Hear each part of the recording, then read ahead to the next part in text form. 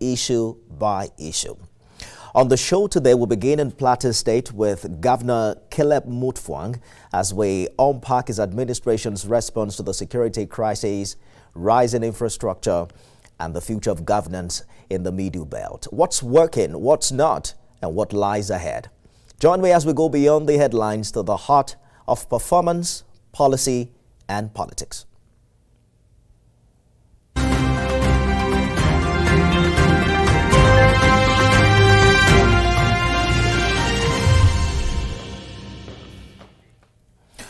On the show today, we journey to the heart of Nigeria's Middle Belt, where the winds of change have met the storm of crisis. It's been nearly 2 years since Governor Caleb Mutfwang took office, inheriting not just a mandate, but a mountain of long-standing security threats, economic concerns, and a deeply divided polity. Yet in the midst of grief and uncertainty, his administration has rolled out ambitious reforms, from revitalizing transportation and civil service systems to breathing new life into Plateau's economy. But beneath the commendations are still urgent questions about safety, about political loyalty, about governance, and about what the future holds for a state that remains in many ways a mirror of Nigeria's greatest tests. So tonight, we ask the hard questions. What has worked? What hasn't? Who is really behind the bloodshed that refuses to cease? And with speculation swirling, is the governor preparing to jump political ships ahead of 2027? Joining me now is the Executive Governor of Plateau State, His Excellency Caleb Mutfwang. Thank you for joining us on Beyond the Headlines. Thank you, Difemi. Good evening, viewers. Glad to have you join us again. In just a few days, you'll mark your second year in office. How time flies. I still remember our very first conversation right here on this show after your victory in 2023. Let me start by thanking you for keeping your words, because you mentioned that we could call you at any time. We've had a couple of conversations since then. Thank you, Mr. Governor. Thank you, Difemi. All right. It's been an interesting journey. It's been a journey full of mixed feelings. It's been a journey of successes and setbacks. But through it all, we give God the glory. I think what we have done, one of the successes we have recorded in the last 2 years, which may appear intangible, but it's a great success, is that we have restored the hopes of people in governance, in government, and people now know that government is there for them. It's their government, and they expect that when we promise, we deliver. And what we've tried to do in the last 2 years is to walk the talk. Yes, we are not where we wanted to be, but certainly the journey has started. It's been anything but a smooth ride. Plateau State has faced some of its darkest security challenges in the past few years. Looking back now, were you fully prepared for the scale of what you met? And how have these realities, in a way, reshaped your priorities and your leadership approach? Yeah, well, was I prepared for what I met? I think I leave that question for posterity to judge. But certainly there is no way you could have known everything that you would confront in your journey in governance. There are things, it is only when you sit on the seat I'm sitting on that they open up to you. But I think my life preparation has actually prepared me to be able to confront the situations that I've met, to take tough decisions, to be able to accommodate people, to be able to lift up people out of their troubles, and so on and so forth.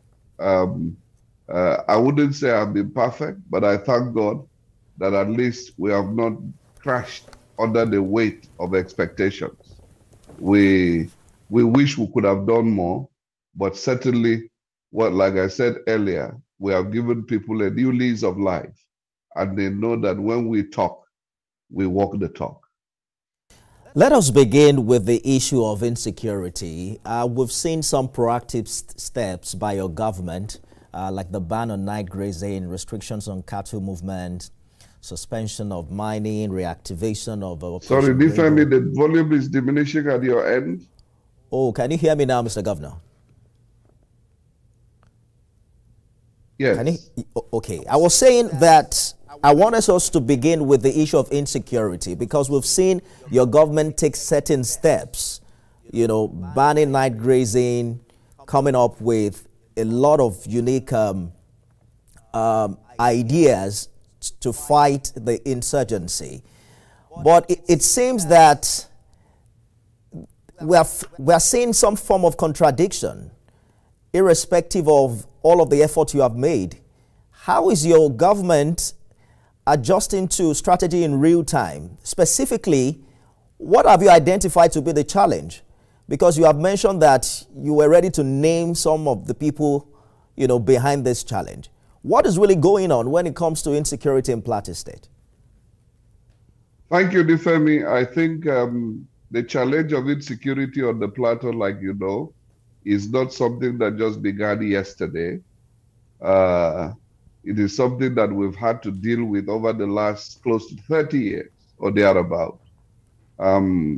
Again, I would say the main problem with this challenge on the Plateau is the mischaracterization of the nature of the conflict. For too long a time, we had played political correctness with living in denial that these things had a connotation of genocide, a connotation of terrorism, and so on and so forth. What we have decided to do is to call a spade a spade. I keep challenging those who parade the narrative of farmers-herders clash, that you don't have a clash where there are two contending parties are not equal. One is more armed than the other. And in several cases, one is armed, the other is not armed at all. You don't call that a clash. Now, there has been a lot of dynamism in the factors behind the insecurity. A lot of issues have come in.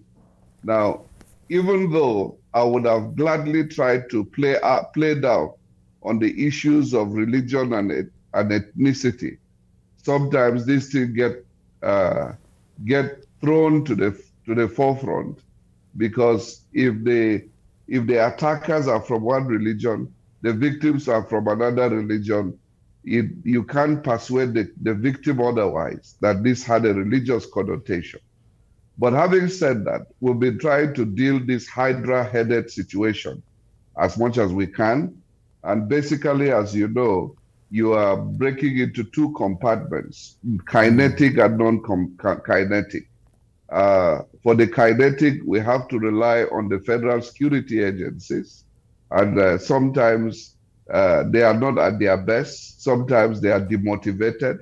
Sometimes they are handicapped. To be honest with you, I think by and large, the Nigerian security forces are doing a lot, you know, with little. And sometimes we can't blame them because of structural handicaps that they confront. But beyond that, we have engaged in a lot of dialogue, intra and inter-community dialogue, to see how we deal with the non-kinetic dimension, to deal with those tendencies towards religion and ethnicity, like I mentioned earlier. And I think so far, we've been able to avert a lot of killings. While the killings are painful, regrettable, I want you to know that if we had not done what we have done over the last 2 years, the situation would have been much worse. And what we would have been dealing with, perhaps, is a situation of the conflict in the Middle East, which we pray that, God forbid, it will not happen. But by and large, I would think that we're returning to stability. Yes, there are skirmishes here and there. There are sporadic killings here and there. But on a large scale, like had happened in the last 2 months, I think, to God be the glory, we've been able to tame that situation. So if it is not farmers' herders clash, What is it? I was hoping you could, hit the nail on the head. I recall having the Benue State governor here a few weeks ago who mentioned that this wasn't a Fulani herdsman issue, that it was some foreign headers who are taking advantage of our porous borders, and it was heavily criticized for that.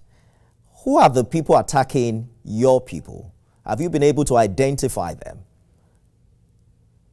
Thank you, Nifemi. You know, as a governor sitting on this seat, a lot of the times you don't want to jeopardize some of the efforts that are ongoing. But I've said this clearly, that what the pattern we have seen in the last couple of years is suggestive of genocide, is suggestive of terrorism, and what we have kept doing is to turn over the information to the security agencies, the Directorate of State Services, the police, the civil defense, the Defense Intelligence Agency. I believe they are better suited to answer this question as to who are the killers. But more importantly, Nifemi, we must go beyond who are the killers to also identify who are the sponsors of these killers. The amount of arms in the hands of people now is quite alarming. And I do not think that the security agencies are unaware. During the Buhari regime, we heard that some people with Bureau de Change were suspected to be channeling funds to these terrorists. But up till now, we've not heard anything about it. Now, so part of the reason why this situation has remained as tenuous as it is and continue to escalate in certain places is because we've not been able to bring people to book. Unfortunately for me as a governor, it is not within my domain, my jurisdiction to be able to handle some of these issues. It is rather the responsibility of the federal security agencies to deal with these issues. And I would rather remain within the sphere of my responsibility to be able to facilitate their work and make sure they do their best according to the best of their ability. We're going to talk about how much help you think you're getting from the federal government. But you know, for many residents in Plateau, you are the chief security officer, and they look to you for help when crises like this happen. Recently, you called for community self-defense. There are those who fear this could open the door to vigilantism. I'm wondering how you draw the line between protecting lives and preserving lawful order as a strategy to resolve this matter.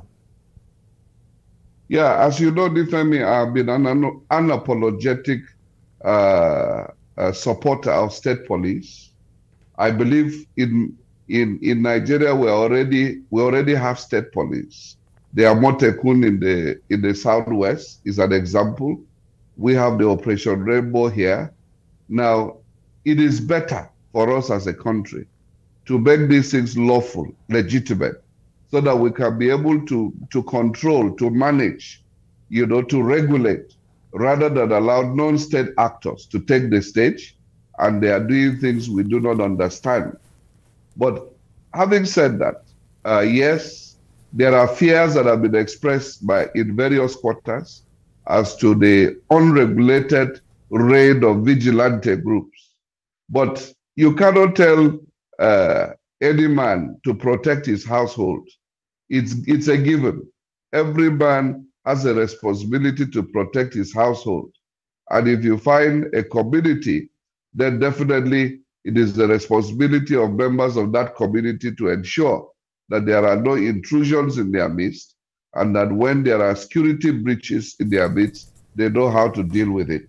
I'm not advocating lawless carrying of guns by people, but if we can find a mechanism, and I'm glad the DG of SSS had said we can always fall back on their advice, and that's what we're doing. We are not doing anything outside the ambit of law. Even the vigilante, we make sure that they are profiled by the security agencies. And most of the time, what they resort to doing is nothing but gathering intelligence, which they must turn over to the security agencies. And so we continue to mobilize community engagement, community vigilance, to ensure that those who want to pounce on them with an element of surprise do not have their way. So yes, community policing is an absolute necessity and is a right that you cannot deny anybody that he can be able to defend his household. Let me just quickly follow up on something you talked about earlier, because you have repeatedly promised to reveal the identities of those behind these killings. And when you spoke earlier, you talked about that now being the responsibility of federal security agencies. But there's a sense to which your people also feel like you know who these people are. Why are you not calling them out? What should Plateau citizens, for instance, expect in this long-awaited disclosure? You recently inaugurated 11-member fact-finding committee. Is there anything you know that you can share as to some update in this regard? Yeah, thank you. To overflow this issue, like you mentioned, we've set up a fact-finding committee. I like, as much as possible, not to preempt that committee. So we would like those who have been eyewitnesses and victims of a lot of these acts of insurgency, they will come forward and tell the committee what we saw, the people we believe attacked us, what our grievances are, and then we'll be able to have an official platform to channel this. You know, if I say anything now, is my word against theirs, which is not beneficial. But let me assure the people of Plateau State that there is no one that we suspect that has a hand in the crisis that will allow to go scot-free. We'll continue to trouble those with responsibility to ensure they do the needful until such people are brought to book. This is our commitment to the people of Plateau State. So it's not just about coming on TV and making allegations. You know, sometimes we even jeopardize the investigation. So I would rather keep it at this level, but let the people be assured that we have their back, that we will go to every length to ensure that justice is meted out to the victims of these madness that we have witnessed over this couple of years. You have acknowledged in the past that you've acknowledged President Tinubu's support in addressing the security challenge. How would you assess the federal government's overall response to what the state needs right now? Yeah, well, I'm not privy to what is happening in every state of the Federation, but I want to confirm and to put on record that each time there has been any breach of security on the plateau, Mr. President has shown concern, and I want to thank him most immensely. Not only has he shown concern, but he puts the heads of security agencies on their toes, and then they rise to the occasion. A lot of the times, I would not be able to create that momentum without the support of the president. And I want to place on record that he's been very gracious in that regard. Of course, we are also working at seeing how we can get assistance of every kind, pecuniary and otherwise, to be able to address the situations we confront in terms of access to those communities, in terms of communication, because many of these are rural communities that come under attack, rural border communities that are quite vulnerable. But I can assure you that without the support of Mr. President, we would not have been able to gain such traction, and we remain immensely grateful. You have also linked insecurity to drug abuse and internal sabotage within security agencies. Are you getting as much support with federal agencies to root out this fifth columnist? Would you say that trust is being built amongst law enforcement agencies you have to work with on the plateau? Yeah, thank you. The security agencies are not angels. They are human beings like us. And so you're going to find that they too are facing challenges that every human being faces. Sometimes I truly pity them because they've stayed on the battlefront for too long. And so many of them, you find that they are also getting exasperated. And sometimes when they cannot manage those situations, they transfer the aggression to the communities around. But such elements, we try to fish them out and to let their commanders know that this is a challenge we are facing with one of your men. So, but on the whole, we must thank the security agencies for putting their lives at our disposal. You know, it is true that, yes, they are being paid, but I don't think what they are doing is commensurate with the pay they are getting. And so we must remain grateful to them. We are doing our own little, we have our own little challenges, but we are also continuously and constantly looking for ways and means to motivate those men in the security agencies so that they can give out their best. So for now, all I can say is that yes, we have had and enjoyed the support of Mr. President, but more importantly, I can tell you that he has given clear directives to the heads of security agencies to work with us. That's why we have been privileged to have extra deployments, for example. We have more boots on ground. We have more equipment to deal with the insurgency.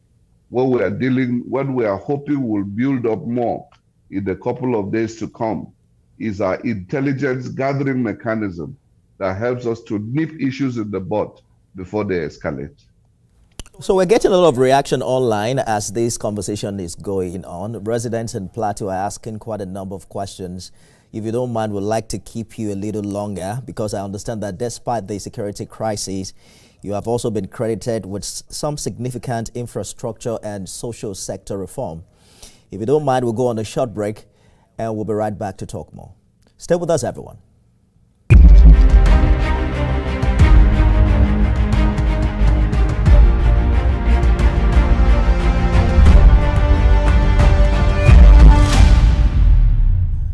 Governor Caleb Mutfwang is my guest on the show this evening. He joins us live from Plateau. Thank you so much for staying the course on the program, Your Excellency. We're looking at road networks across 17 local government areas, improvements in health, education, and agriculture. Civil service reform is highly being reported as an highlight of your administration, and paying decades-old pensions to reducing the state's debt from about 400 billion to 94 billion. But just how sustainable are these reforms? You know, we just moved on from the issue of insecurity, and what mechanisms ensure that they are not reversed either by future governments or by the challenges that you have to face with on a daily basis?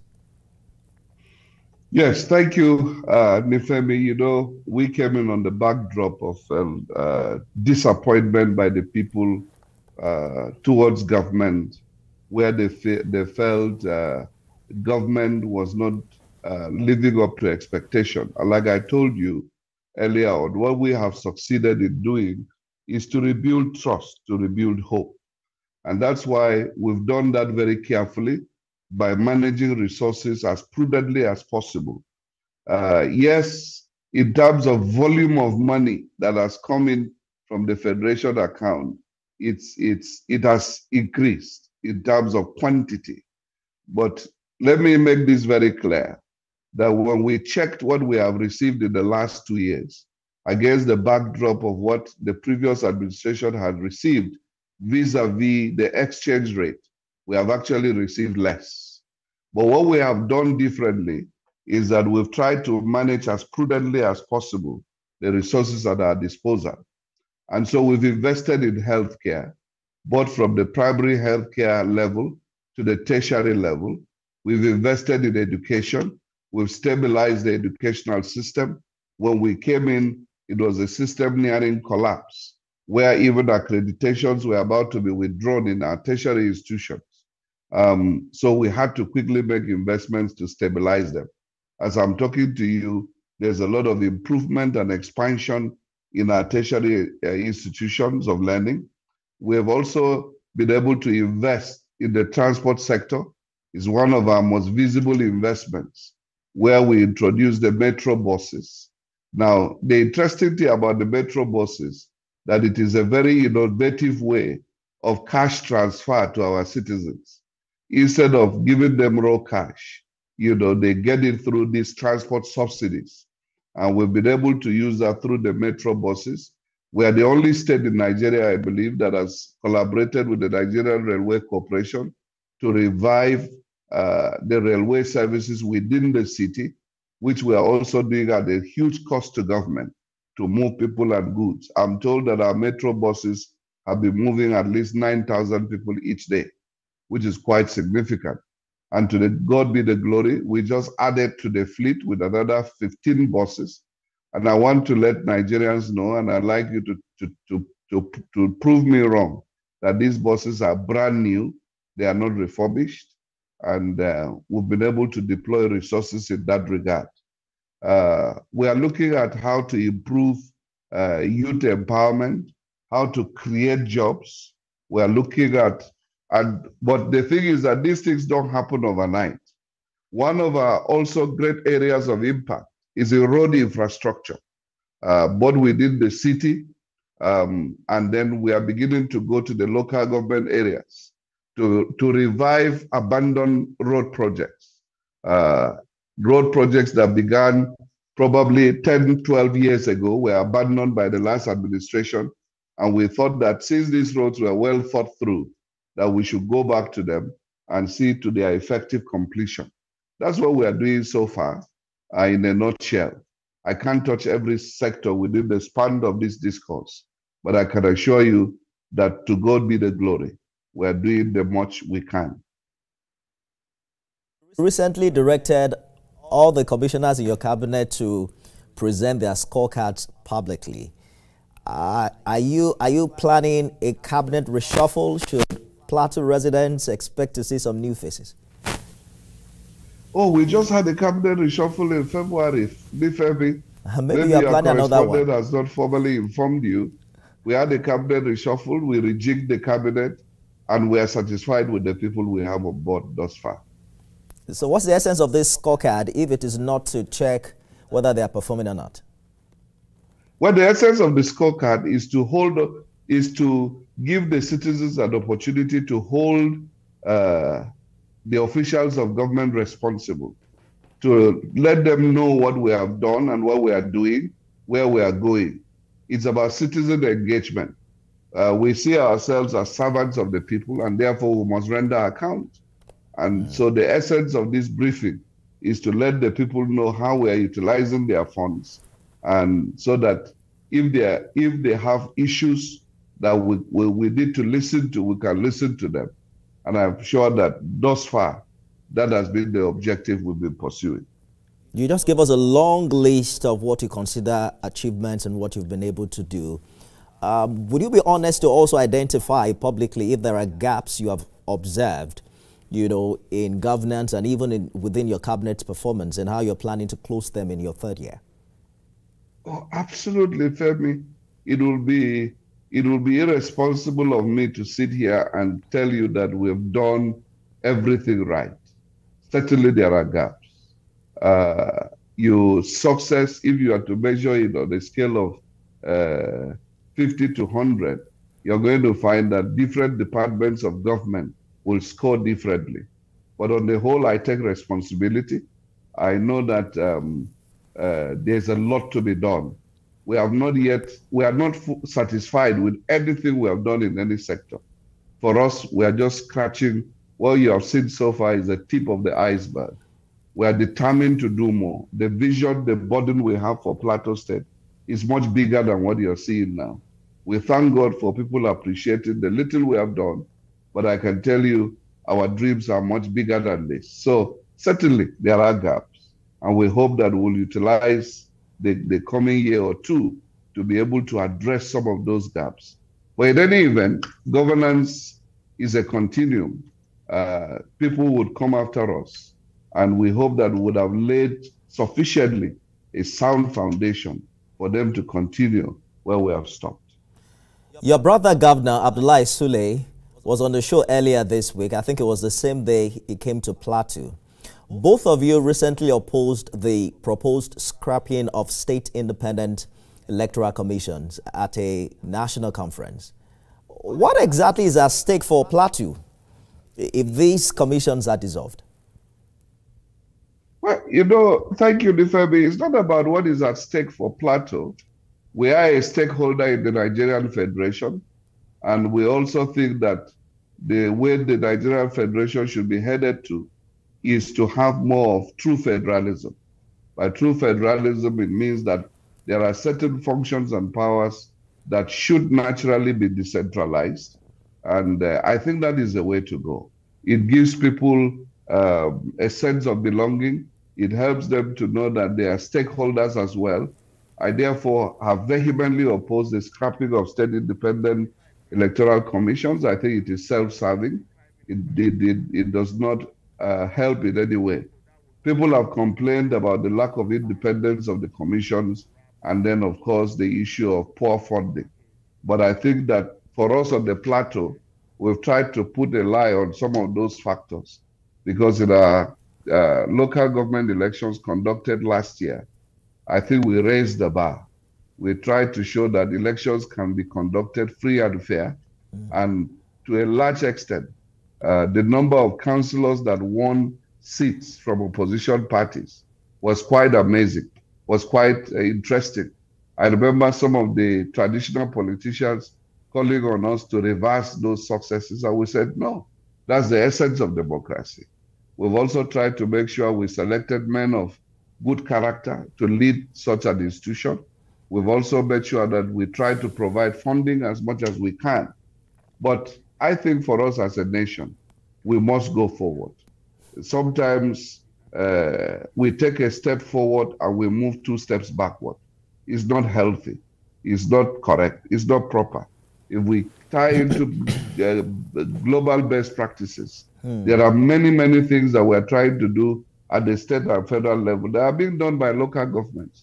That's why I've been a strong advocate, not of autonomy, but efficiency. And I've worked at that level. I know how the system is operating. And I think that if we discuss more about efficiency, we'll get the local governments to pay a good dividend to their citizens. And so for me, the status of the State Independent Electoral Commission is not about Plateau, it's about the nation. I hear you and I get your point. But when you talked about how the local government election went, there are 2 ways to look at it. We can say diversity speaks to free and fairness of the exercise. But we can also now put on some spotlight on what's happening in your state politically, because as PDP governor, we have seen a significant support for you coming from the APC. I just read a news article earlier on today about an APC stakeholder endorsing you for a 2nd term. So I'm wondering how you navigate this cross-party dynamic. I mean, that same stakeholder, APC stakeholder forum endorsed President Tinubu, and then they are endorsing you for a 2nd term. That's the beauty of politics on the Plateau. Irrespective of the political platform that we were voted on, there is a platform we like to call the Plateau People's Party. That is the platform on which all Plateau people are gathered to be able to project the interests and the image of Plateau State. We want to ensure that irrespective of your political loyalty, there's a Plateau agenda that we pursue. And therefore, what is the agenda? The agenda is to advance the interest of Plateau State within the Committee of States in Nigeria. We want to ensure that Plateau is properly positioned on the discussion table at the national level, and so that we can be able to attract all the dividends that aid development. So with the little we have done, I can assure you that we enjoy a robust support base across party lines. And for me, I know that once elections are over, governance is the focus. And I'm the governor not just of PDP, but I'm the governor of everybody on the plateau, irrespective of political platform. But what does that mean for your political alignment? Because many of your contemporaries in the PDP have now decamped to the ruling APC. And we are also paying close attention to your visible collaboration with the Tinubu-led federal government and support from APC figures in Plateau. Will you remain in the PDP, or are you considering a defection to the APC? Nifemi, I'm a PDP man. I'm in PDP, and nothing has changed for me to leave PDP. I still believe in the PDP, and like I told you, I believe that even the president, with whom I've enjoyed a very good relationship, is because he knows that we are trying to do the best for our people. I believe that if we were doing poorly, Mr. President would not like to identify with us and encourage us. And so I think some of these political decisions and commentaries are a little bit too early for me because we still have a lot to do for our people. We are dealing with a lot of issues that we should not be distracted about political alignments. But having said that, I want you to know that ultimately, two people will decide my political direction, God and the people of Plateau State. I leave it at that. Today, you are going to follow their lead as long as you have the backing of God. But let us talk about the interesting development within your party.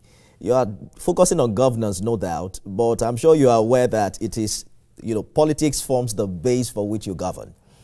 Are you not bothered about the developments within the PDP? I mean, the entire PDP structure in Delta State recently just moved to the APC. We hear that some 5 governors are also moving to join them. We don't know whether you are one of them. But how bothered are you about current or recent developments within the opposition party?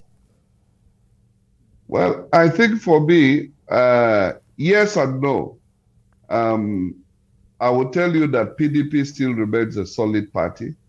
I don't think that many of the speculations going on about the status of PDP, it's not an issue that I think we should worry about too much. In any event, I believe that very soon, before the year runs out, a lot of these issues would have been fully sorted out, and we'll be able to position the party on the right footing. I believe that the PDP is a well-structured party, and it will overcome the challenges that it is facing at the moment. All we keep, I hear a lot of speculations. And in politics, I learned not to deal with speculations. I like to see things unfold before I make a comment. At the moment, during every election cycle, there are a lot of movements and realignments and alignments. And it's not strange that we're seeing that happen in 2027, but towards 2027. But every man's context is different. The context of my brother Sheriff in Delta may be quite different from what is happening in Akwa Ibom, and will definitely be different from what is happening on the plateau. And so every man will carry his cross. Every man will decide how to deal with his own context at the right time. For me, I try to remain focused. Sufficient unto the day is the evil thereof. Tomorrow will take care of itself. So I'm more bothered about what is happening now for my people. I don't know if it was an accident that you mentioned Delta, Akwa Ibom, and Plateau in the same breath, because I'm sure you're aware, we're not dwelling on speculations yet, that the Akwa Ibom state governor just told his commissioners that if he moves to APC tomorrow, they all must follow him if they are going to retain their seat. And just yesterday, 22 APC governors endorsed President Tinubu for a second term. What do you see happen in the next 2 years with all of this support coming for the president? Do you think your party has a chance, to make a statement in the presidential election of 2027? That's why I said, Nifemi, some of these conversations You don't try to squeeze a boil before it matures. Let's leave things; they will take care of themselves. I mentioned Delta and Akwa Ibom because, like you rightly pointed out, they are in the news. I've not had the privilege of discussing with them to know why they did what they did, but I'm sure they have their reasons. And if it is okay with them, it is okay with their people, so be it. But I want to assure you that the PDP is not dead yet. I want you to know that 2027 is in the hands of God. And I know that God will direct her right and cause his will to be done. We have to go now quickly. What should Plateau residents expect in the second half of your administration?